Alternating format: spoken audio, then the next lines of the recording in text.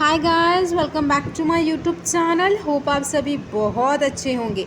आज के इस वीडियो में हम समझने वाले हैं फीलिंग फॉर लव के ड्रामा के एपिसोड 6 को, वो भी बिल्कुल हिंदी में।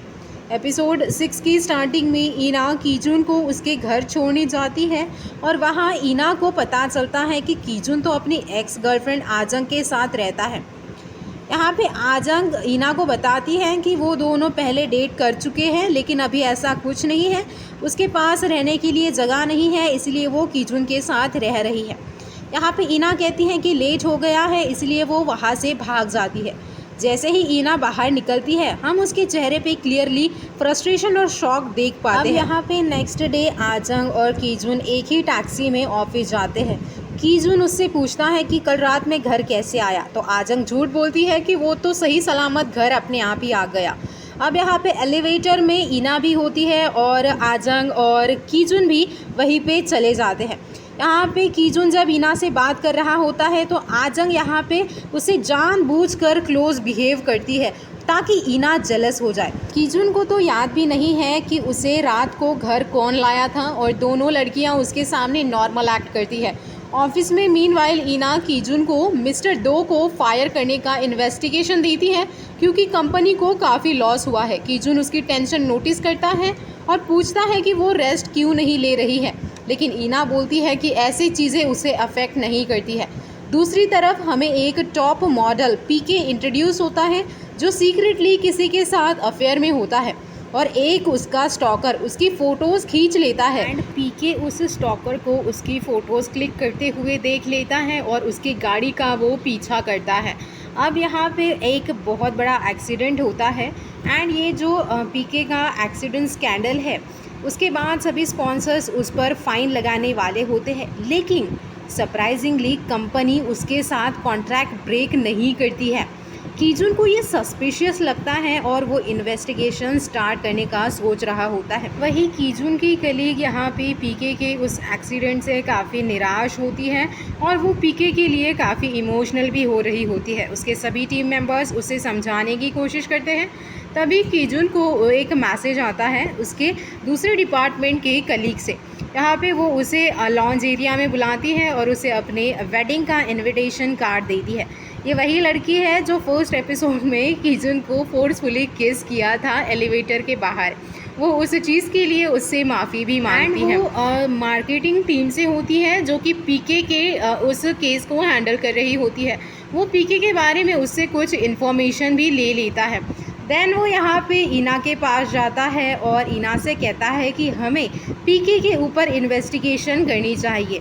वो यहाँ पीके के बारे में सारी इन्फॉर्मेशन ईना को बताता है। ईना यहाँ पे उसे शॉक कर देती है क्योंकि ईना चाहती है कि वो पीके के अगेंस्ट जितने भी डॉक्यूमेंट्स कंपनी में हैं उन सभी को वो रीड आउट करे। यहाँ पे जेओल की वाइफ जेओल पे गुस्सा उतार रही होती है और वो एक कमेंट पास करती है कि जेओल अपनी मॉम की तरह ही पागल बिहेव कर रहा है।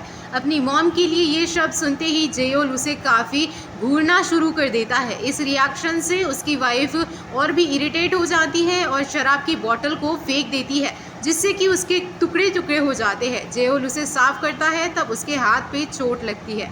वहीं ऑफिस में हम देखते हैं कि मार्केटिंग टीम की लीडर ओवर टाइम काम करने का सोच रही होती है, तभी यहाँ पे उसे फ़ोन कॉल आ जाता है और वो एक 5 स्टार होटल में किसी से मिलने के लिए जाती है। हम देखते हैं कि दरवाज़ा खोलते ही वहाँ पीके उसका इंतज़ार कर रहा है, शायद वो दोनों डेटिंग कर रहे हैं।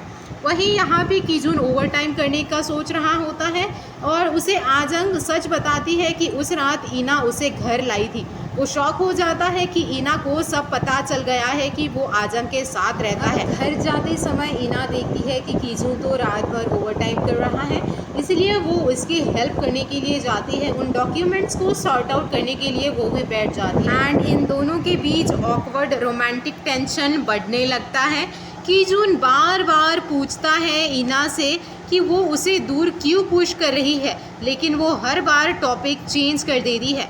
इन्वेस्टिगेशन के दौरान उन्हें पता चलता है कि पीके का कनेक्शन मार्केटिंग टीम की लीडर जीवुन से है। सो यहाँ पे अब उन्हें इन्वेस्टिगेशन के लिए एक मेन सस्पेक्ट मिल गया है, इसलिए वो पीके एंड मार्केटिंग टीम की टीम लीडर पे इन्वेस्टिगेशन को शुरू रखते हैं। ये देर रात तक यहाँ पे डॉक्यूमेंट्स फाइनलाइज करते हैं एंड उन्हें पता चलता है कि 1 साल पहले ही टीम लीडर और पीके दोनों ही एक 5 स्टार होटल में जापान में गए थे और दोनों एक ही रूम में चेक इन भी किए थे। इतनी देर से टैबलेट में पीके के इंस्टाग्राम अकाउंट से कुछ इन्फॉर्मेशन निकालने की कोशिश कर रही होती है, उसने भी इंफॉर्मेशन निकाल ली होती है।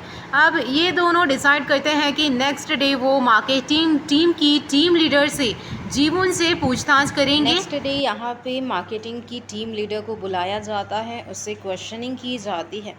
यहाँ पे उससे सबसे पहले क्वेश्चन पूछा जाता है कि पिछले साल आप और पीके एक ही होटल के रूम में चेक इन कैसे किए थे। तो वो यहाँ सिचुएशन को एक्सप्लेन करती है कि वो तो अपने फैमिली मेम्बर्स के साथ वहाँ गई थी, ना कि पीके के साथ। लेकिन यहाँ पे उनके पास एविडेंस होते हैं, इसीलिए वो ज़्यादा झूठ नहीं बोल पाती है। अब यहाँ पे वो फाइनली अपनी सच्चाई बता देती है कि वो और पीके दोनों डेटिंग कर रहे हैं। इना इस बात को मानने से इनकार करती है। हमें पता चलता है कि उस टीम लीडर की शादी हो गई है और 3 बच्चे हैं। यहाँ अब ये दोनों ऑफिस के बाद जीवुन पर नज़र रखने का डिसीज़न लेते हैं।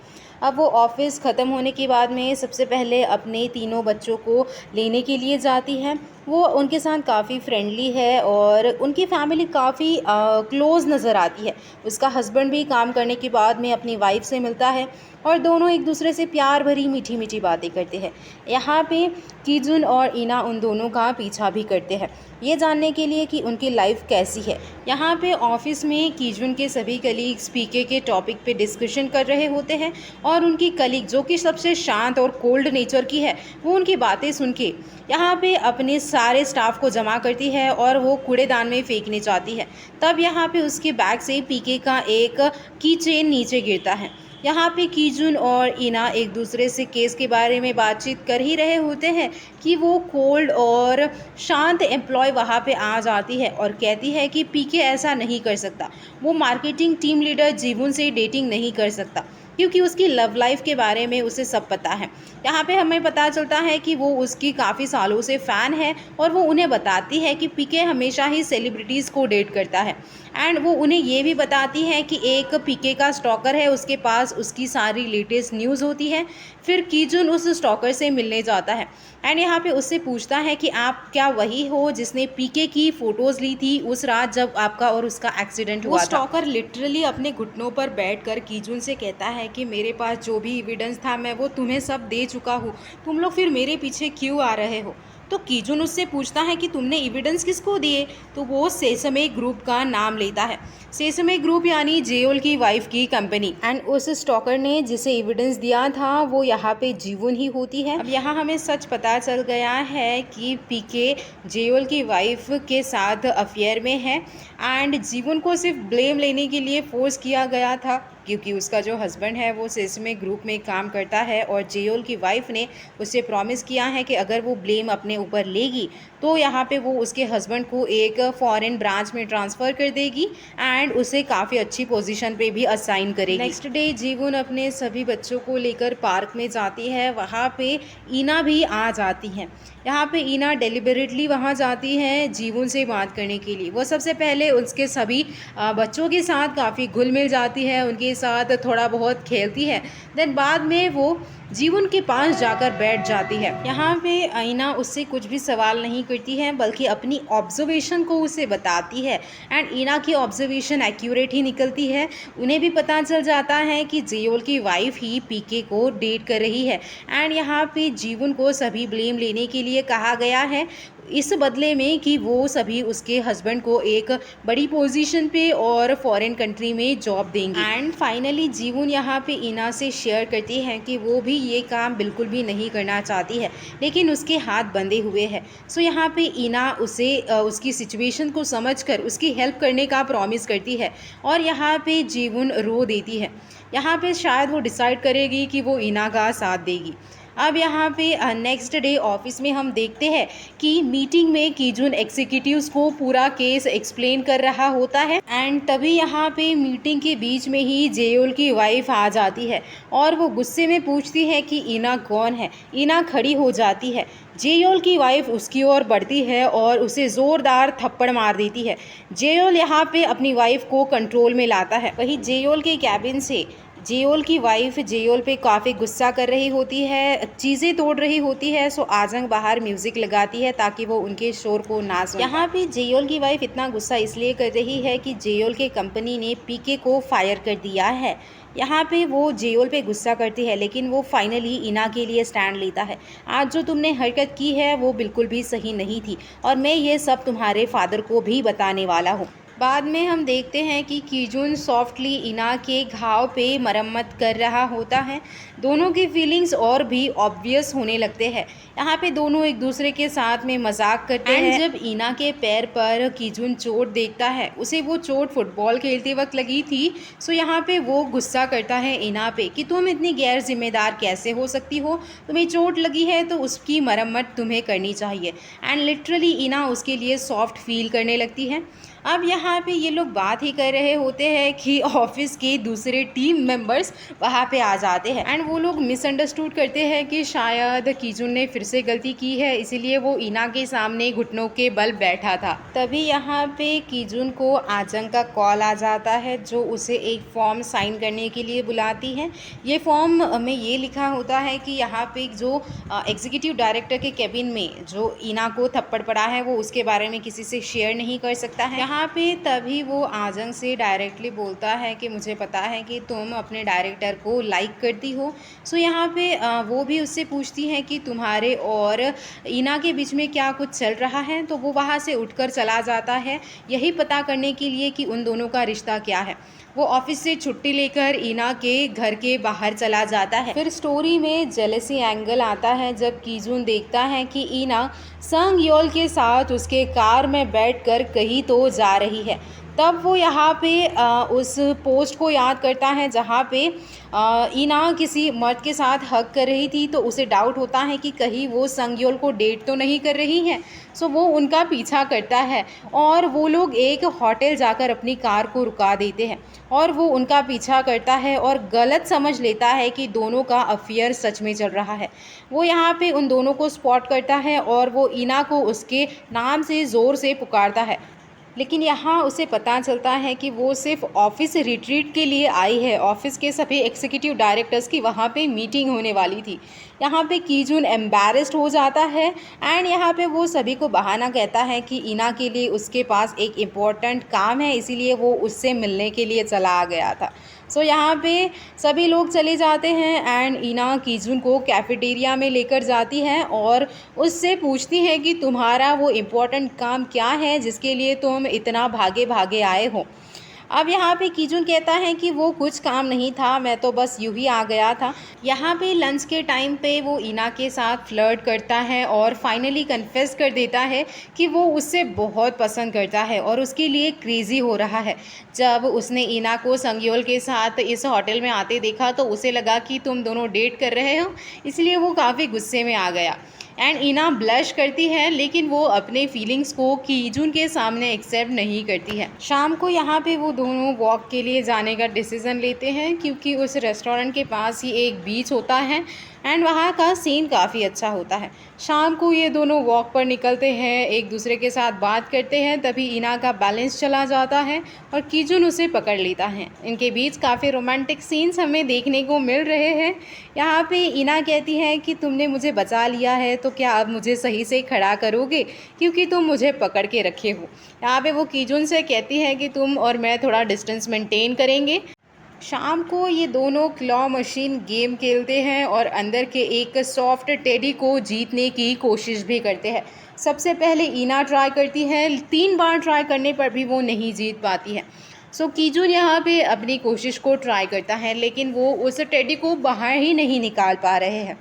इना बोलती है कि मशीन रिग्ड है, बिल्कुल उनके रिलेशनशिप की तरह, चाहे जितनी कोशिश करो एंड में कुछ नहीं मिलेगा।